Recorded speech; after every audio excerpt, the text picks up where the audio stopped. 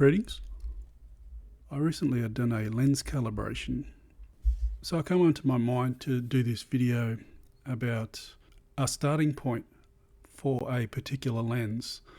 So to start with, this is not a very beginner friendly video if you haven't used Rawtherapee before, but if you've used Rawtherapee and you've been using the software for quite some time, been in photography, I don't have to explain all these tools. It's just my thoughts and the results we're going to see during the video. So I've got two images here. We can see here of the Panasonic S5. I just used this as a test for the contrast. As we can see, the Lumix emblem here on the black paint on the camera. Also, I have another image here we're going to look at. So the other image here, we can see it's not a high contrast image. The times when we might want to apply our defringing techniques, different demosaicing for the image, also adding the chromatic aberration we have here, whether we add them or not, depending on what lens we have and what kind of contrast we have in the image. So I'm going through a few things here, starting from the demosaicing and work my way through. So I'll go to 1:1, have a closer look at the image. Now this is an 18 megapixel image here, so you'll see a bit of pixelation, but I'll go into 200%. We'll have a little bit closer look. And straight off we can see the purple fringing on our high contrast areas here, where we're very dark here and we're very light. So we can really see that show up in the lettering. Also, we can see on the camera mount where the silver is, we can see how the purple fringing is showing up there. And also when we start making adjustments, we'll see some of the effects that happens when we start to apply one particular color to start removing it and how others may come to the surface. So let me just pull that back to the Lumix sign here. Now to start with, we'll go through some of the demosaicing options. You can see here I've selected the RCD plus bilinear. Here if I go to VNG4, so depending on what we select here in our demosaicing method, we can see how it's affecting those areas. Let's select another one and see what we can get out of these options. So let's go to RCD VNG4. You can see the result here. It's a little bit, it's taken away a bit of that color noise. If I just go back again to VNG4 as our starting point, we can see how that color noise and the fringing is appearing. So let's go to the top just to select Amaze, which is the default. We can see there a lot stronger the color fringing in the purple. Go to Amaze plus bilinear. See again, it's very similar there, but as I've gone through these, selecting the RCD plus bilinear seems to do a decent job there. If we look on the X as well, if we just go back to VNG4, so if we keep an eye on the X on the Lumix, back to VNG4, we can see that's removed a lot of it there, but on the silver mount here we can see the different color noise here. So I'm going to select the RCD plus bilinear there.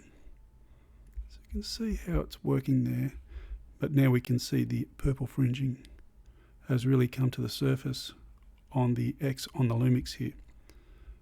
Next up, we'll apply the chromatic aberration and see what kind of result we get just by the auto correction. You can see it's cleaned that up a little bit more on the edges there. I think it's done quite a good job. I avoided color shift. I've experimented with color shift on other images, so I'm not applying the avoid color shift with the experience I've had in the past. Not with this particular lens that I was calibrating, but other lenses that I was using. So I'm not going to apply the avoid color shift here. And for this camera, we can see the Canon 1DX. So if I activate the chromatic aberration here, see what kind of result we get. See there on the fine edges. And the camera mount here, I'll just turn that off, back on. For myself, I'm just going to leave that off. If I come to the color tab and come down to color management, I'm not using a particular camera profile or a custom color checker profile for this. I'm just using camera standard just to go through this. If somebody doesn't use a color checker, also they're not using a picture profile that relates to their camera. So just using camera standard in Rawtherapee. So I'll leave the chromatic aberration off. Next, we'll go to the detail tab, and you can see I have defringe off.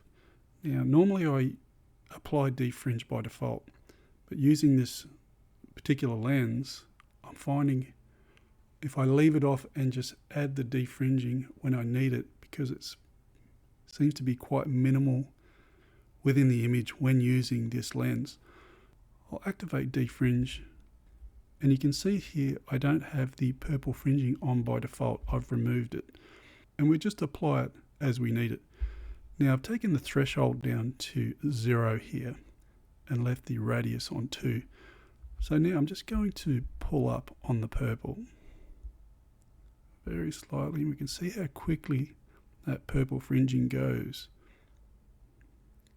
I'll just leave it about there.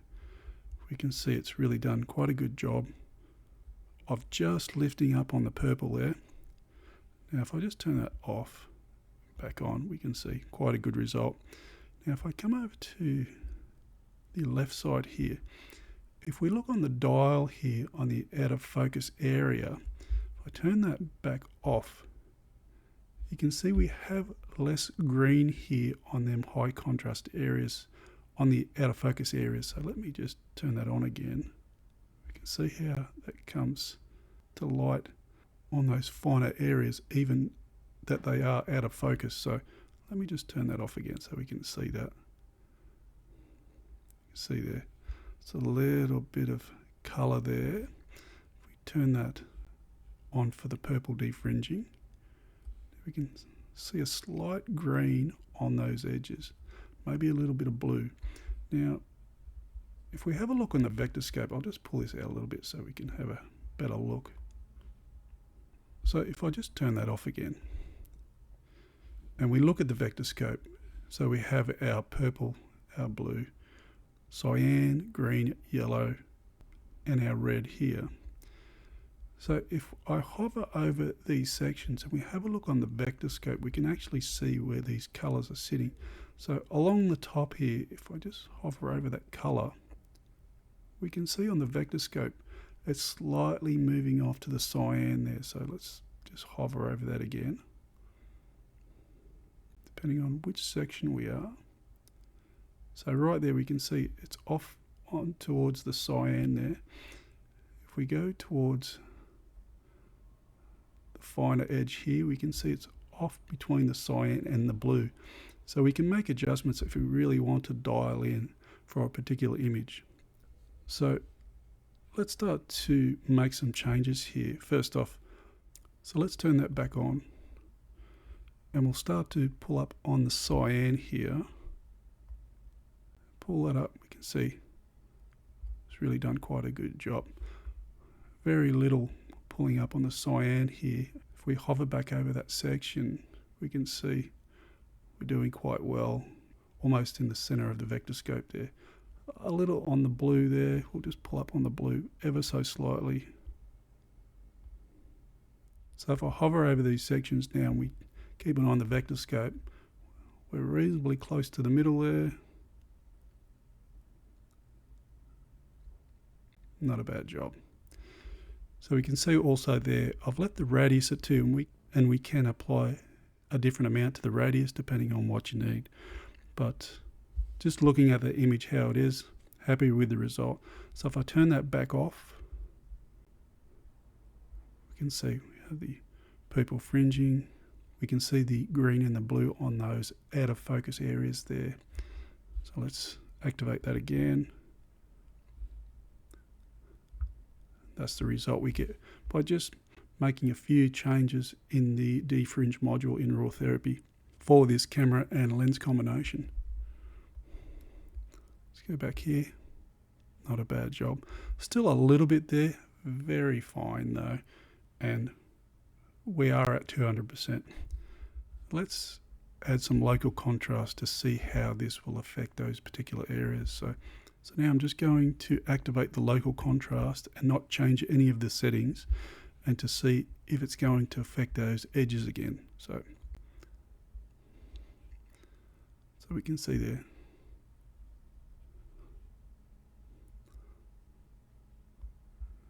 Seems all right there. Let's hover over those sections.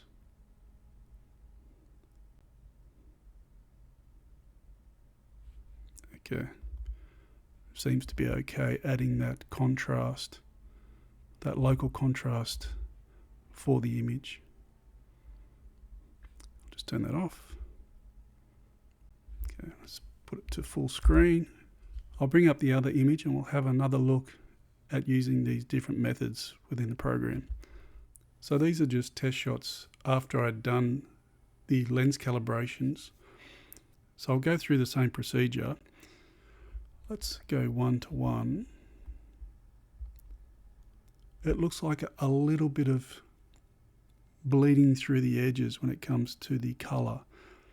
And I've tried to remove this, but it's very fine as it is. So again, we're at 100% here. I was focusing on this area and it's done quite a good job. Now let's go back to the demosaicing. Before I do that, see I have capture sharpening on. Now let me just go back out. We'll turn on the mask and we're just going to open up capture sharpening, and we just want to sharpen these areas here, and the whole image doesn't have to be sharpened. So let's take the contrast and the threshold up and a little bit more, maybe about there. So let me turn off the mask. We'll go 1:1 again. So as I mentioned with the demosaicing, we'll select another method. I might come back to VNG4. So let's go back to RCD plus VNG4 and see what kind of result we get. That's not too bad. Let me go back.